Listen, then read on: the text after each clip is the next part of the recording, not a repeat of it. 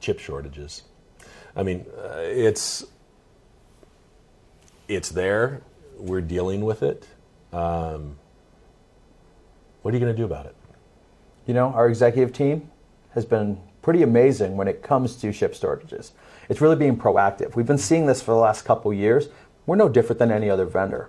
But what we've been doing is we've been really working with our customers. We've been working with our distributors to bring in product.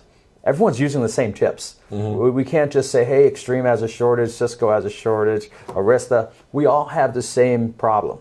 It's how you mitigate that problem. It's how you solve the concerns of our customers is what happens. What are you doing? Us perfectly. Extreme, that is. Well, Extreme, what we're doing is we're being proactive. We're purchasing more. We're getting our distributors to purchase more gear. As soon as those gear comes in, we're acquiring those chips as fast as we can. And then we're also, if you look at our lead times, we're shorter than the other guys. Why are we shorter than the other guys? Because we're prioritizing the applications and the hardware that our customers are using on a regular basis.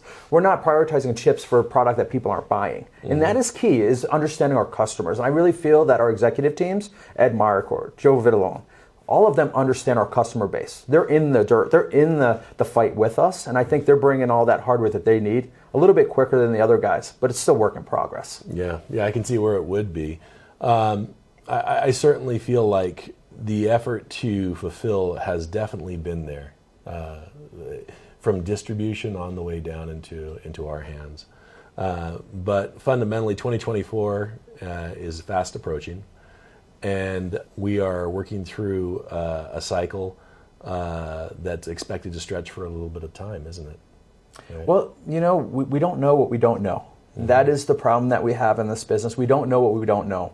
We didn't anticipate COVID. We didn't anticipate the hardware shortage. And when I can say didn't anticipate it, we're always proactive with our distributors. We're always proactive within our manufacturing line. But no one anticipated that the market was going to hit a trend like it has. The good thing about it is people are still buying. Customers are still needing technology today, and Extreme is not stopping until they get that technology.